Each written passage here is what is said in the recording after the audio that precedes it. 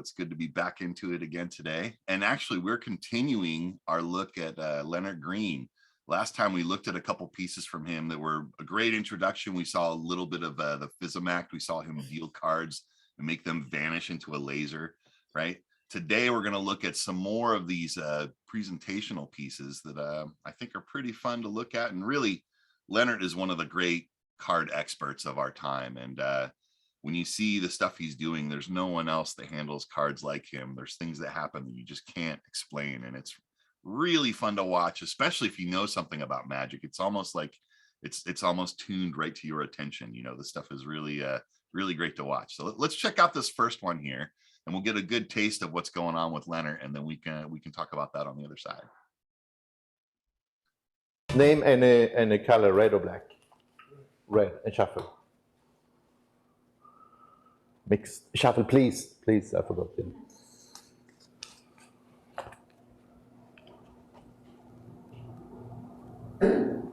Red.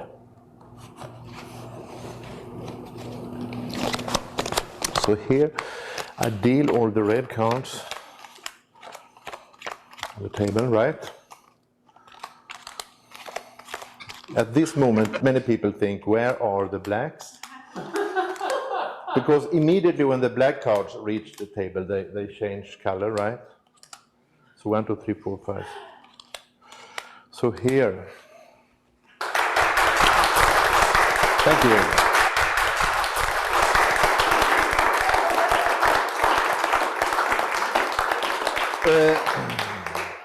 Some people ask, where are the black ones?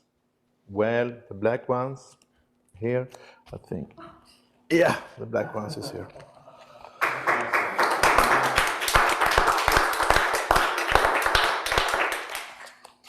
And in this case, some people ask, where are the red ones? Where are the red ones? Yeah, where are the red ones? Yeah, I think we will check. I think some is here, yes. Here, yeah. I think all of them are red, yes. Okay, thanks. That cut at the end was really funny. Really good. Let's cut to the guy in the audience. Really good. Here, I'll do it again. Really good. That was really good. I mean, it goes without saying. Like, you didn't need to cut to the audience member for us to know that. That was really good. Right? Yeah, Really good. it's really, really astounding. I mean, he's using techniques that no one else is really using, and he's using them very effectively to hide everything you need to hide in those moments to create the illusion that he's creating. And it's really something. When you're in the room and you're watching that happening, it's just like it hits you in the chest. Like, where are they going? How is he doing this? He's literally dealing black cards to the table amongst reds, and they're vanishing or turning into red cards as it's wonderful. Just a wonderful. I have not seen, Alex, like, you don't see a lot of people copy this technique. They can't. Yeah, that's what I was thinking. It's too hard, right? Too hard. It's literally like a whole system that Lennart has created there based on sort of obscure techniques. I mean, it's interesting to see even one person talk about the techniques that Lennart's talking about, because they almost seem like they're lost to history. But he took them and was able to make them into this whole system that he has. And it's that among all these different beautiful controls that he has and ways of shuffling the cards that just seem so fair and honest. And it's really a great lesson, right? Just to see how you could build your own system that's around your gestures, the way you handle cards. Because when Lennart does all this stuff, it looks pretty natural, in my opinion. It looks pretty great. You know, it looks like he's just handling cards, and it doesn't look like it's a studied action. It doesn't look like he's really precise about things. It's like he doesn't care. He's just mushing the cards together, and miracles are happening, right? Really cool. Yeah, you're exactly right. Exactly right. And this is something we tend to really, if we find something like Lennart Green, we're going to show it to you. We want to show it to you because part of our job is to make you as magic enthusiasts and lovers of magic, especially if you're new to this, aware of all these different facets of magic and all the people who have spent years to master such techniques. And then you watch them and they look just so easy. when they're done. I was going to say, you know, there was a guy that won America's Got Talent a couple of years ago that used, or maybe he just performed on it, but he used a bit of that technique in one of his performances, and it was one of the first times I've ever seen anyone do it. Was it That's Eric? great. I believe it might have been Eric that did it, but on Oh, America's Got Talent. okay. But I'm not anyway, familiar. That's awesome. yeah. Yeah, we'll check it out. Maybe we'll check it out in a minute. But what else you got? What can we Yeah, let's watch go. next? Let's just watch the next one here, and you get another taste of what's going on here. And your name is? Katrina, yeah. Shuffle, please. Now, listen. If she take a card now, and how many questions? If she is allowed to answer yes or no, and I will figure out the card. Can you guess how many questions I have to ask? Do you understand what I mean? How many questions? You're good, Shuffle. Good. I'm impressed. What is your guess?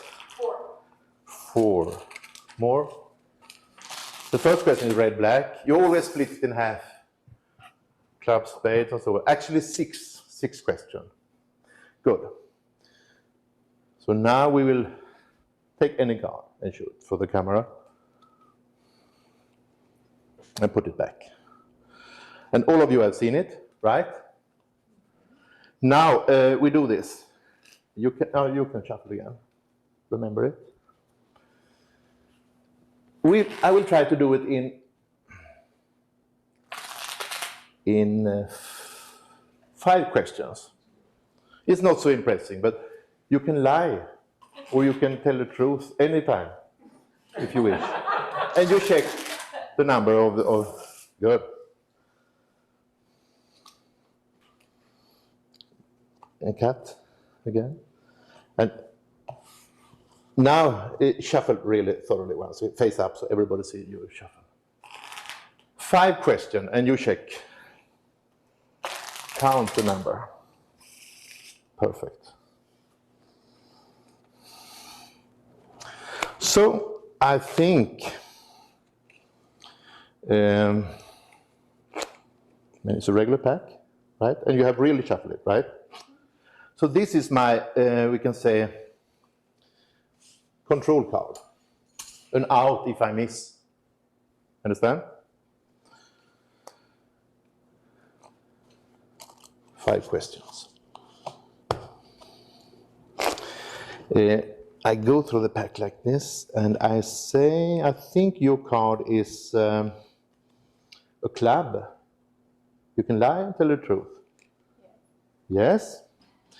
And I think it's an even number. Yes. Yes. How many questions was that? 2. No, 3, because I asked how many questions. That's a question. You agree? Yeah. You agree was also a question. So now we have 4. And I don't think you have seen your card yet, but you shuffle really thoroughly, right?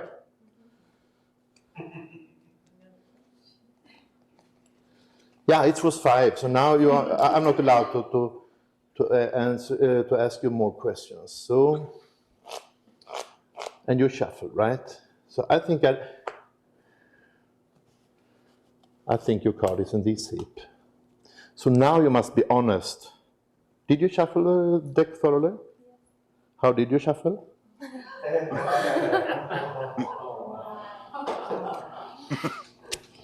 Here I make a bet that your card is in this heap. And now you must be honest, correct? It's in this heap. Yes? Yes. What was the card? Is your card in this heap? No.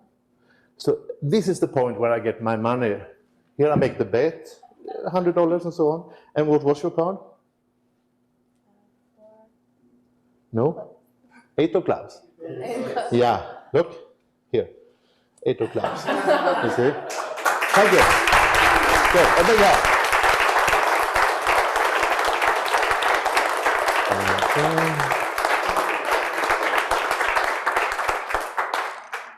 Next victim, Chantel. My favorite since last year. A big hand. Hello. Shuffle. Ah, sorry. My insurance card. 8 of spades, if I have missed. It's very close, right? Okay. Now. Uh, I think he got lost in his own presentation with that control card, but I figured it should have been left in there. And I think that that's just a stellar thing. I mean, it seemed a little bit over the top in terms of presentation, but effect wise, what a great card trick. I think that's really just a cool thing that happens at the end of that thing. And that's really got to be a smack in the head. It probably would have helped if that spectator was Mike too. We probably could have heard our reactions a little bit better, because that was definitely weird about that whole presentation, right? Well, I mean, I feel like, you know, for the most part, I can imagine what that effect would have been like, and it properly mic'd and all that. I mean, I actually, something really occurred to me, Alex. Like, I have not thought about this before, or maybe I have, but it's just been a long time. But the man has giant hands. He's got giant hands. Do you think, like, you know how in Magic, so at Conjure Community, right, we teach Magic, and we teach Magic really well. That's the thing we do, you know, really well. And one of the complaints that we hear from a lot of beginners is they say, you know, my hands are too small to do this sleight. And oftentimes the answer is no, it's not. Your hands are not too small. Everyone feels that way starting out. Right. I would even argue the opposite point. If your hands are too big, it gets to be difficult. I remember teaching Magic to a guy who was he was an NBA player. He played in the NBA for a couple of years. He ended up going and playing in Germany and Japan for a couple of years. And he came back to America and he got into Magic as a hobby, and we ended up becoming buddies, and I was teaching him how to do some Magic. And it was bizarre to try to help this man do Magic, because he was literally like 2-3 feet taller than I am, and I'm not a short guy, right? Like he's just this giant of a man, and when he holds a regular poker sized deck of cards, it looks like he's holding a miniature deck of cards, and he's trying to figure out, like, how do I even hold the cards to deal? You know what I mean? So I think at a certain point, your hands too big end up becoming a detriment. And I think with Lennart, he's right on the line, right? I think he's using the fact that his hands are so big to hide a lot of stuff, but I think that there's probably some things that he can't do as elegant because his hands are as big as they are, you know, or he chooses not to. So it fits in with that aesthetic of everything sloppy and falling out of his hands, and like he couldn't possibly be controlling anything, which I think is a pretty great choice, especially for the kind of work he does, you know. It's pretty cool, pretty fun to watch, and fun to speculate, right? Because that's all you can really do in those cases. It's really fun. Oh man, he's one of a kind too. This idea that you could have somebody shuffle a whole deck of cards and then it was really, that handling was, it was really interesting to watch. But I mean, those cards did separate into red black. Right? Those cards separated into red and black, right? And he seemed to do very little to get there, right? In the big scheme of things. And if you're watching this, they weren't gaffed cards. That wasn't a trick deck. No, no. You know, that's one of the funny stories about Lennart Green. He competed in FISM. And in FISM, if you do card Magic, there's a rule you can't use gaffed cards, right? And or if you use any gaffs, I think you have to be pretty explicit about it. And Lennart competed in FISM, and he fooled all the judges, and they disqualified him because they said he's using gaffs, right? And Lennart just did his act and was fair and square. And later on, they had to tell him, you know, you actually won because you fooled us. We thought you were using gaffs, and you didn't tell us. Someone else told us you're just using regular cards, and you actually did fool us. You got us really bad. And that's, to me, that's a testament to how awesome Lennart is. That's amazing. I've heard that story before, but can you imagine? I mean, you were going to win FISM and you didn't because the judges accused you of cheating and or breaking the rules, but you in fact didn't. I mean, I'm sure that's happened on Penn and Teller a few times as well. That's hilarious. Do you know when did that happen, Alex? Do you know? Was that back in the 90s? I don't. I want to say it was like early 2000s, maybe 99, around that era. You know, so it was at least like 10, 20 years ago that it happened. But what a funny thing to have happen to those judges, and what a funny thing for Lennart. I mean, that's like a feather in your cap if you can tell people that story. They thought I was using trick cards, because my magic, fooled him that bad. That's a great feather in your cap. It really is. Ron Porter, one of our favorite CC members, just put a comment in here, and he said that the judges at FISM gave Tom Mullica third in comedy because the judge thought that he actually swallowed the cigarettes. Again, a feather in your cap. You fooled them that bad that they think you're actually doing that. That's really wonderful. It's really wonderful. On a side note, I mean, I'll have to say, when I was watching Mullica as a kid, I was pretty sure he was swallowing those cigarettes too. What other way could it have been done? Right. It took a long time to figure that one out. And, eventually he did tip it. He put it in the book and stuff, but it was like, it's pretty obscure and pretty well hidden for a lot of years, especially during the prime of his career. Like anyone was going to copy that act, but you couldn't because you didn't have any information in terms of how could you possibly do such a thing. Another one of a kind, right? Really great. So I'm going to confirm the second part of what Ron just said, but he said he received his award and then gave the judges the bird from stage. I bet he did. I could see him do it. That's hilarious.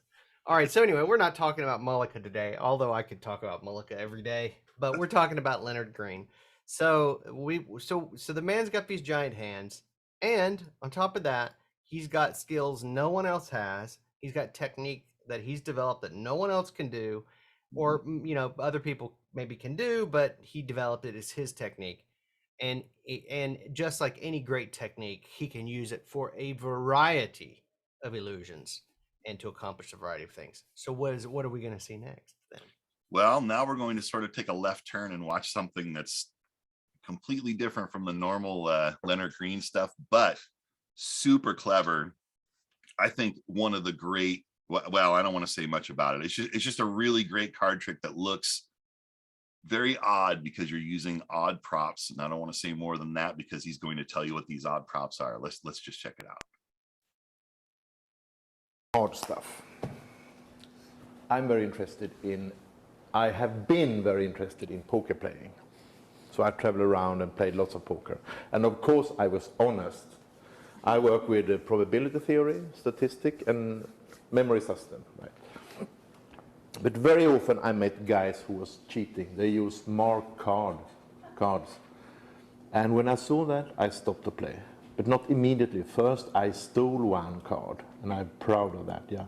I stole it because first I was interested to examine that card more carefully later. And also a little revenge, because if one card is missing in a high poker game, at the end, lots of trouble can happen. But at that time, I was far away. Anyway, after many years, I succeeded to collect 52 cards, stolen from all over the world. And I always carry this with me. This is the most valuable thing I have in my collection. Here, at Jack Daniels Club, I also stole the box. Every card here is different and marked. This is Queen of Spades, you can see. This is Japan, 4 of Hearts. Bill Malone's, okay. I think this is 7 of Clubs. No, Spades. Yes, 7 of Spades. Luxor. This was a hard game with Hells Angels. When I stole this. This is from China. Vienna. Freitag, I think, or yeah, nice guy. And Jerry's Nugget and so on. By Lido Paris and. It's funny. So all of these cards are different. It's a kind of collector's item. The 2 last cards I stole was 2 jacks. We don't look at the backs yet. And we will do a little experiment. And you can come back, Frank. Yeah.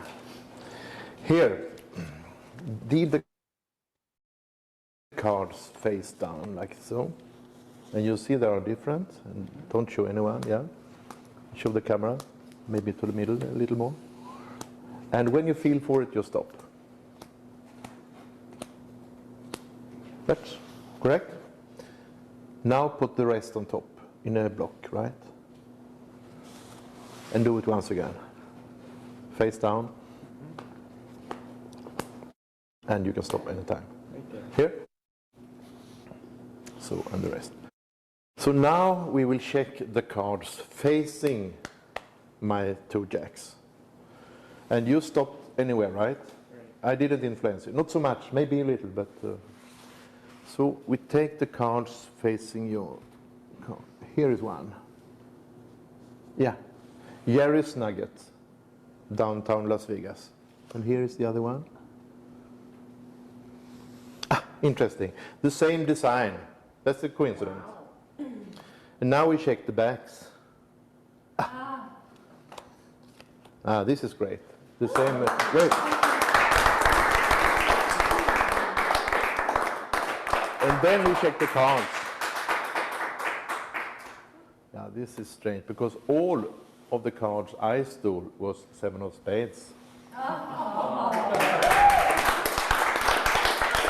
Simple, but nice and raw. Thank you. Is that what I think it is? Is that really just, is that an old idea that he really just polished up into something sweet and wonderful? Yeah, it's basically a self-working trick, right? Basically self-working. And he made it into a showpiece, right? With that beautiful story and the beautiful cards. And yeah, he calls that one stolen cards. And it's I think it's one of his great creations. I've always been a fan of this effect because you mix this in with the kind of work that Lennart's doing. Boy, it just elevates everything because nothing happens. The spectators do all the work for this one, right? And you still have world-class miracle, just like all the other stuff he's showing. It's just a great piece, man. I really love it so much.